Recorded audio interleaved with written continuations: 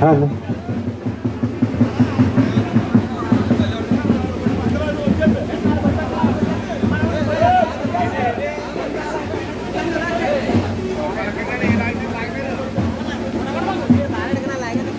Hello మనం అందరూ కూడా ఆఫీస్ దగ్గర నుంచి బయలుదేరవలసి కోరుతున్నాం.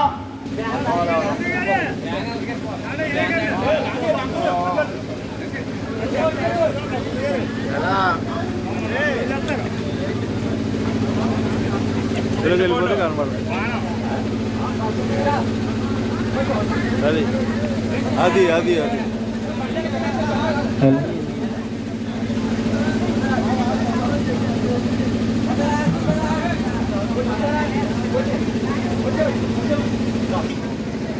టెంట్లో ఉన్నటువంటి వాళ్ళందరూ కూడా వచ్చేది. ఇగో ఎదవా వ్యాన్కి మోటార్ సైకిల్ అడ్డు తీయాలి, మన కార్యకర్తలు తీయాలి. హలో, ఈ మోటార్ సైకిల్ అడ్డు తీయండి, మన కార్యకర్త వ్యాన్కి సైడ్ ఇవ్వండి. కార్యకర్తలు మోటార్ సైకిల్ అడ్డు తీయాలి. తమ్ముడు 2 బళ్ళు కూడా పక్కన పెట్టాలి. అందరూ ఎమ్మెల్సీ గారు వెనకాలే రావాలి, దయచేసి ఆగండి. అలా కాదు,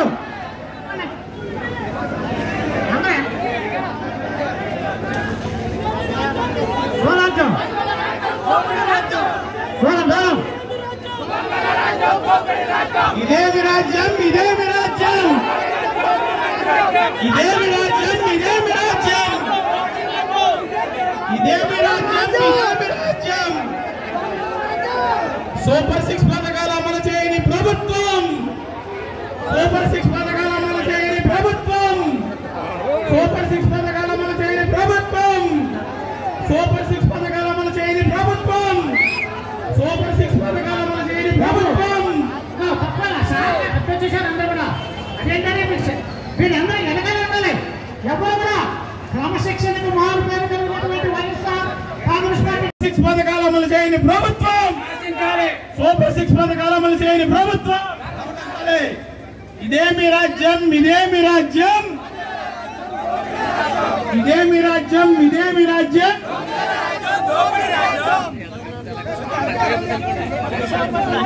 బాబు షూరిటీ ముమ్మాటికి మోసం, ఇది వెన్నుపోటు దినం. బాబు చేశాడు ముమ్మాటికి మోసం, ఇది వెన్నుపోటు దినం. ఏడాది చీకటి పాలన, అరాచకాలు, అన్యాయాలు, అప్పులు. సూపర్ 6 లేవు, సూపర్ 7 లేదు. హామీలు గాలికి, మేనిఫెస్టో మూలకి. సూపర్ 6 లేవు, సూపర్ 7 లేదు. హామీలు గాలికి, మేనిఫెస్టో మూలకి. ఇదో దయించి చెప్తున్నాము, క్రమశిక్షణ కాదు కదా.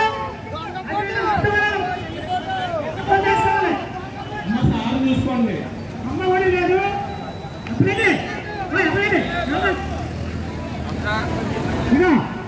దయించి మీకు అందరికీ చెప్తున్నాను, క్రమశిక్షణ కలిగినటువంటి వైఎస్ఆర్ కార్యకర్తలు అటు ఇటు ఫ్లెక్స్ ఎవరు ఉండాలి, సార్ గారి ప్లేస్ ఉండాలి. మీరు ఫ్లెక్స్ అందరూ ఎవరు బయలుదేరకండి.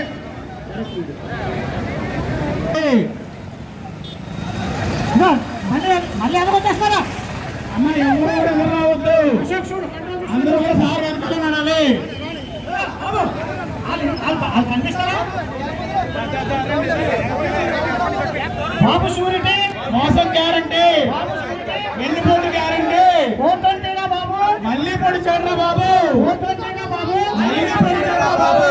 మోసానికి బ్రాండ్, అంబేద్కర్ బాబు, మోసానికి బ్రాండ్. రైతులు నమ్మించావు, ఓటేసాగా నిండా ఉంచాలి, రైతులను నమ్మించావు. ఓటేసాగా నిండా ఉంచాలి. 15,000 నీకు 15,000 అన్నావు, ఏది 15,000? సంపద సృష్టిస్తా అన్నావు, సొంత సంపద పెంచుకున్నావు, సంపద సృష్టిస్తానన్నావు. సొంత సంపద పెంచుకున్నావు. ఏడాది కాలం అధికారంలోకి వచ్చి ఈ రోజు ఏడాది కాలం పూర్తవుతున్నా సరే కనీసం ఒక్క పథకం కూడా అమలు చేయనటువంటి తరుణాల్లో ఈ రోజున జగన్మోహన్ రెడ్డి గారి మీద ఉండేటువంటి అభిమానంతో ఈ రోజు ఈ ప్రభుత్వంలో జరుగుతున్నటువంటి మోసాలని, ఈ వెన్నుపోటుని ప్రజలకు తెలియపరచాలనేటువంటి ఉద్దేశంతో ఇక్కడ విచ్చేసినటువంటి అనేక మంది కార్యకర్తలకు, నాయకులకు, పార్టీ అభిమానులకు అందరికీ కూడా పేరు పేరున నా హృదయపూర్వకమైనటువంటి ధన్యవాదాలు తెలుపుకుంటున్నాను. మీ అందరికీ తెలుసు, గతంలో 2024 జూన్ 4వ తేదీని ఎన్నికల ఫలితాలు వచ్చినాయి. ఎన్నికలకు ముందు జగన్మోహన్ రెడ్డి గారి పరిపాలన చూశారు. ఎన్నికల్లో చంద్రబాబు నాయుడు గారు ఇచ్చినటువంటి సూపర్ 6 అనేక మోసపూరితమైనటువంటి హామీలు నమ్మినటువంటి ప్రజలు పేదవాళ్ళు కాబట్టి 10 రూపాయలు వస్తుందంటే ఆశపడటం అనేటువంటి సహజం. ఈ తప్పుడు హామీలు, ఈ మోసపూరితమైనటువంటి హామీలు నమ్మి నీకు అధికారాన్ని కట్టబెట్టి ఈ రోజుకి 1 సంవత్సర కాలం అయింది చంద్రబాబు నాయుడు గారు మీకు. మరి సంవత్సర కాలంలో మీరు చెప్పినటువంటి హామీలు ఏవైనా అని అడుగుతున్నాను. ఇవాళ మీరు అనేక రకాలైనటువంటి హామీలు ఇచ్చారు. ఈ సూపర్ 6 అనేటువంటి పథకాలని గ్రామాల్లో మీ కార్యకర్తల ద్వారా ఇంటింటికి వెళ్ళి పెద్ద ఎత్తున ప్రచారం చేసి, ఆ ప్రచారంలో మీ ఇంటికి ఏదన్నా ఒక ఇంటికి వెళ్ళినప్పటికీ ఒక పాప ఎవరన్నా బాబు గారు వస్తే స్కూల్కి వెళ్ళే వాళ్ళు నీకు 15,000 అని చెప్పారు. కొంచెం పెద్దవాళ్ళు ఎవరైనా వస్తే 18 సంవత్సరాల నుంచి 49 సంవత్సరాల వరకు 18,000 అని చెప్పారు. నెలకే 1,500 రూపాయలు ఇస్తామని చెప్పారు. రైతులకి 20,000 రూపాయలు ఇస్తారని చెప్పారు. ఉచిత బస్సు అని చెప్పారు. సంవత్సరానికి 3 గ్యాస్ సిలిండర్లు అని చెప్పారు. గ్యాస్ మాటలు చెప్పారు. అదేవిధంగా మరి 60 సంవత్సరాలు ఉన్నటువంటి వాళ్ళకి 50 సంవత్సరాలకే పెన్షన్ ఇస్తున్నామని చెప్పారు. మరి ఆడపిల్లల్ని అనేక రకాలుగా మోసం చేసినటువంటి ప్రభుత్వం ఉచిత బస్సు అని చెప్పారు. నిరుద్యోగులకి 20 లక్షల ఉద్యోగాలు అని చెప్పి 3,000 రూపాయల నెలకే నిరుద్యోగ వృత్తి అని చెప్పారు. నిరుద్యోగ వృత్తి నెలకే 3,000 రూపాయలు అయితే సంవత్సరానికి 36,000 రూపాయలు ఇవ్వాలి. ఈ రోజు ఈ రాష్ట్రంలో ఉన్నటువంటి నిరుద్యోగులకు అందరికీ కూడా సంవత్సరానికి 36,000 రూపాయలు చెప్పని మీరు ఇవ్వాల్సినటువంటి బాధ్యత ఉంది. అదేవిధంగా 1,500 రూపాయలు చెప్పినటువంటి మహిళలకి సంవత్సరానికి 1,500 చెప్పినటువంటి మీరు ఇప్పటికి సంవత్సరానికి 18,000 రూపాయలు మహిళలకు ఇవ్వాల్సింది. ఆడపిల్లలకి ఏమైనా బాబు ఈ గ్యారంటీలన్నీ అనేక రకాల హామీలు చెప్పి ఈ రాష్ట్రంలో జగన్మోహన్ రెడ్డి గారి పరిపాలనలో ప్రతి నెలకి కూడా ఏదో ఒక రకమైనటువంటి పథకం ద్వారా నిరుపేదలకి బటన్ నొక్కితే నిజాయితీగా ఏ విధమైనటువంటి అవినీతి లేకుండా, ఎక్కడా లంచాలు లేకుండా నేరుగా మీ ఖాతాల్లో డబ్బులు వేసేటువంటి కార్యక్రమం ఆ రోజు ఉండేది. ఈ రోజు చెప్తున్నాం, ఆ పథకాలను ఒక్కసారి ఆలోచించుకోండి. ఈ రోజు ప్రభుత్వంలో జరుగుతున్నది ఏంటనే చూసుకోండి. గత ప్రభుత్వంలో చంద్రబాబు నాయుడు గారి నాయకత్వంలో 2014లో ఏ విధంగా మోసం చేశారో ఈ రోజు 2024లో కూడా అదే విధమైనటువంటి మోసంతో ప్రజల ముందుకు వచ్చారు. పేదవాళ్ళు కాబట్టి మీ తప్పుడు వాగ్దానాలు నమ్మి మోసపోయారు. అందుకనే ఈ రోజు వెన్నుపోటు దినంగా మరి జగన్మోహన్ రెడ్డి గారు ఈ కార్యక్రమాన్ని చేపట్టడం జరిగింది. ఇక్కడ ఈ పట్టణంలో ఏం జరుగుతుంది అనేటువంటిది ఒక్కసారి మీరందరూ ఆలోచన చేయవలసిందిగా కోరుతున్నాం. ఆ రోజు రేషన్ బియ్యం ఇంటింటికి బళ్ళ మీద వచ్చి మీ గుమ్మాలోనే రేషన్ ఇచ్చేటువంటి పరిస్థితి ఉండేది. ఈరోజు రేషన్ బియ్యం ఎత్తేసారు. ఈ రాష్ట్రంలో ఉన్నటువంటి 2,50,000 మంది యువతకి మరి వాలంటీర్లు ఇస్తే జగన్మోహన్ రెడ్డి గారు మీరు 10,000 రూపాయలు ఏంటి, 5,000 రూపాయలు ఏంటి, 10,000 ఇస్తారని చెప్పారు. 10,000 రూపాయలు ఇస్తారని చెప్పేసి నమ్మి మీకు ఓట్లేశారు. 2,50,000 మందికి వెన్నుపోటు పొడిచారు చంద్రబాబు నాయుడు గారు. అదేవిధంగా లిక్కర్ విషయంలో జగన్మోహన్ రెడ్డి గారి పరిపాలనలో ఊరు చివరెక్కడో ఉండేటువంటి లిక్కర్ను తీసుకొచ్చి ఏర్లై పారించేటువంటి పరిస్థితుల్లో గ్రామం మధ్యన పెట్టారు. ఇప్పుడు మన మున్సిపల్ ఏరియాలో ఉన్నాం. ఇప్పుడు ఇన్ని గ్రామాల నుంచి ఇంత జనం వస్తే ఇంతకంటే ఎక్కువ జనం ఆ మున్సిపల్ ఆఫీస్ పక్క బ్రాండ్ షాపుల దగ్గర ఉన్నారు. సిగ్గు లేదా ఈ ప్రభుత్వానికి అని అడుగుతున్నాను. మున్సిపల్ ఆఫీస్ లో మొన్నే జోగేశ్వరరావు మేము కలిసి, ఎమ్మెల్యే గారు మేము కలిసి అందరం కలిసి తీర్మానం చేశాం.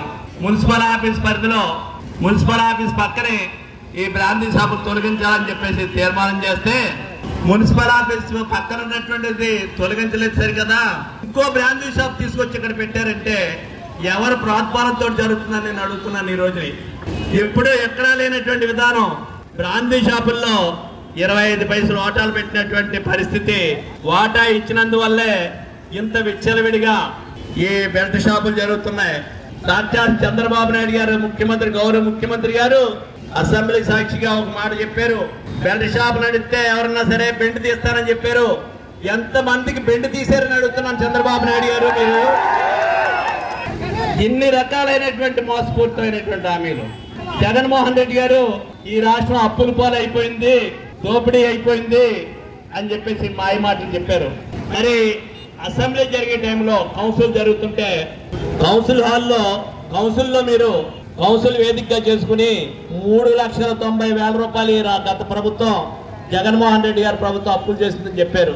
మరి 5 సంవత్సరాల్లో 3,90,000 అప్పులు చేస్తే ఒక సంవత్సర కాలంలోనే 1,59,000 కోట్లు అప్పు చేసినటువంటిది నువ్వు కాదా అని అడుగుతున్నాను జగన్మోహన్ రెడ్డి గారు, చంద్రబాబు నాయుడు గారు. జగన్మోహన్ రెడ్డి గారు చేసినటువంటి అప్పుకి బటన్ నొక్కేవారు. నిజాయితీగా ప్రజలకు పోయింది అదంతానే. ఈరోజు ఎక్కడ చూసినా మోసపూరితమైనటువంటి హామీలు, ఏది కూడా చెప్పిన దానికి చేసిన దానికి సంబంధం లేదు. అనేక రకాలుగా హామీలని ఇచ్చి వెన్నుపోటు పట్టినటువంటి పరిస్థితి నిన్న మొన్న చూసాం, మనం టీవీల్లో చూసాం, మనం సోషల్ మీడియాలో చూసాం. అదేంటంటే మరి తెనాలి గ్రామంలో 3 యువకుల మీద పోలీసులు నడి రోడ్డు మీద లాఠీ చార్జీ చేస్తూ పూటికాలతో తొక్కి వాళ్ళని దైదాక్షిణ్యాలు చేయకుండా దుర్మార్గంగా కొడుతుంటే వాళ్ళ మీద యాక్షన్ తీసుకోలేదంటే ఈ ప్రభుత్వం యొక్క అసమర్థత ఏంటనేటువంటిది ఇక్కడ అర్థమవుతుంది అనేటువంటిది మనం చేస్తున్నాను మీ అందరికీ. ఈ రోజు ప్రజలు కోరుకునేది అంబేద్కర్ రాజ్యాంగాన్ని కోరుకుంటున్నారు తప్పితే రెడ్ బుక్ రాజ్యాంగాన్ని కోరుకోవట్లేదు అనేటువంటి విషయాన్ని ఈ సందర్భంగా మనం చేస్తున్నాం. ఈ రకంగా చేసుకుని వెళ్తే రేపు మా ప్రభుత్వానికి వైఎస్ఆర్ పార్టీ అధికారంలోకి వచ్చిన తర్వాత ఇదే విధానం చేయటం అనేటువంటిది మంచిదేనా అని అడుగుతున్నాను. నేను చేస్తామని మేము చెప్పట్లేదు. ఈ విధానాలని మానుకోకపోతే ప్రజల యొక్క ఆగ్రహానికి గురి కావాల్సి వస్తుంది. ప్రజాస్వామ్యంలో ప్రజల చేత ఎన్నుకున్నటువంటి ప్రభుత్వాలు ప్రజలు మన్నలు పొందేలా ఉండాలి. ఈ రోజు ఎంతసేపు చెప్పినప్పటికీ ఎక్కడో రాజధానిలో ఉన్నటువంటి రాజధానిని అభివృద్ధి చేస్తామని చెప్పేసి అమరావతిని అభివృద్ధి చేస్తామని చెప్తున్నారు.